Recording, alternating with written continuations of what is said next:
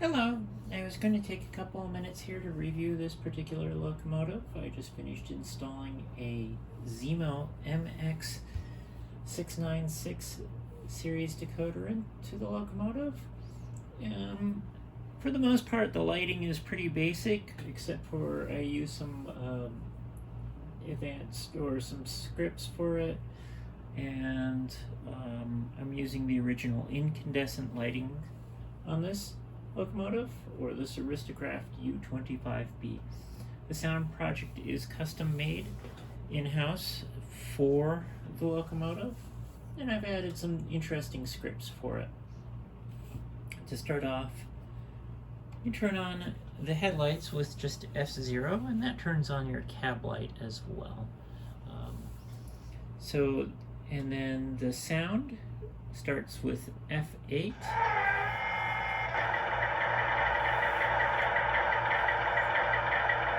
So, on some of your basic sounds, you have your bell, F1.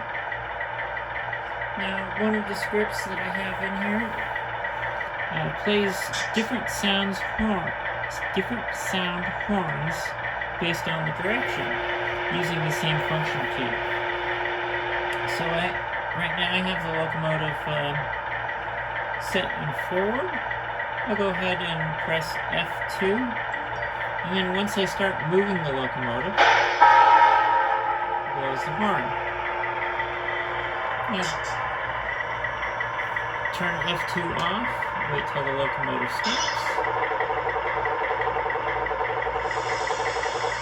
Nope.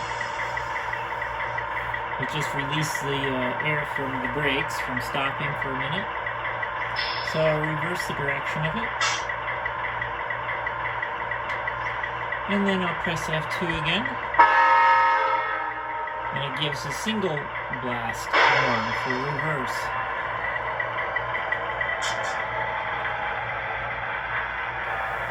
It only does that once it only does that once. So if you're in reverse and you have to roll forward and you want it to play the horn again, you have to basically press the horn, F2 again. So I'm going to put it back and forward. I also have a long horn in here.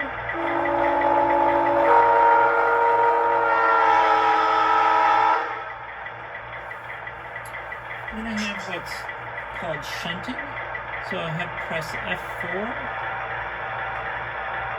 And what shunting mode does is it turns on the rear lights and the cab light. Now, you can't necessarily see it in the video.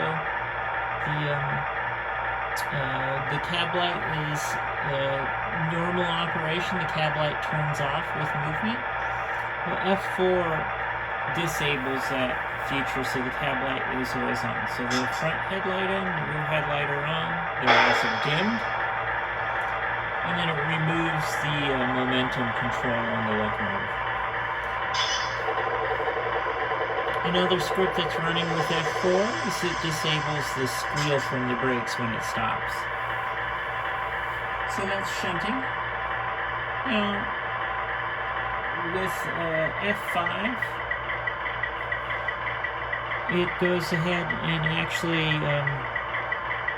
gives you some independent control over the cab light. You can turn the cab light on without the headlights, or you can disable it while it's on. You can disable the automatic shut-off feature.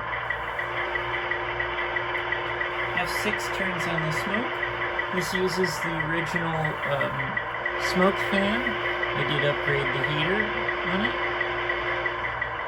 You ideally want this running at the locomotive track voltage should be around 20 volts. And it takes a minute to generate some smoke.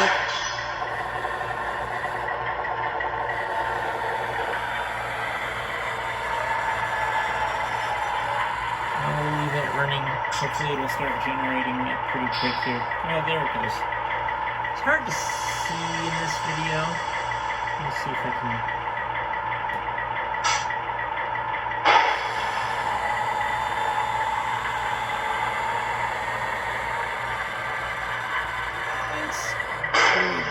there, it's finally starting to get hot. You can see some of the little bit of smoke when it runs.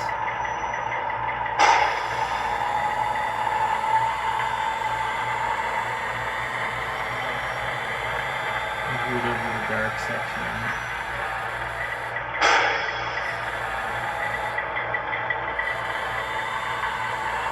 The smoke is timed to produce more smoke when it's moving. It does blow a little bit of smoke while it's sitting for idle. You should be able to start seeing it a little better.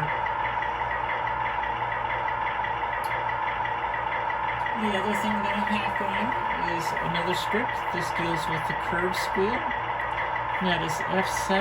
So when I turn on F7, what happens is there's two different sounds that are played based off of the speed of the locomotive. So the first curve squeal just sounds kind of like, you hear the extra noise in there from the wheels. It gets louder and plays more of like the flanges are rubbing against the inside of the track, the rail, as it goes faster.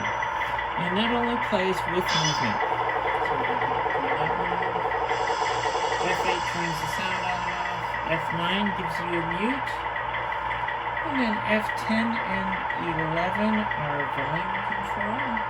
So you can turn the volume down a little bit.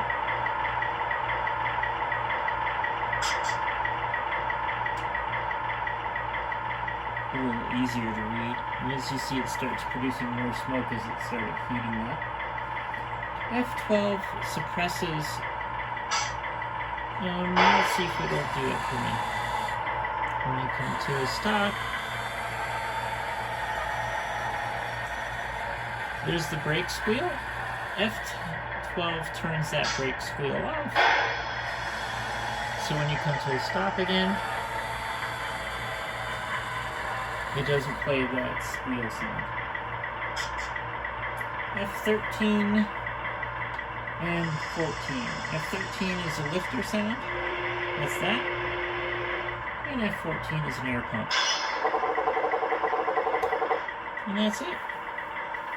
Hope you enjoy and consider having one of your locomotives upgraded with us. This one uses several of the new scripts, providing a more dynamic sound from it.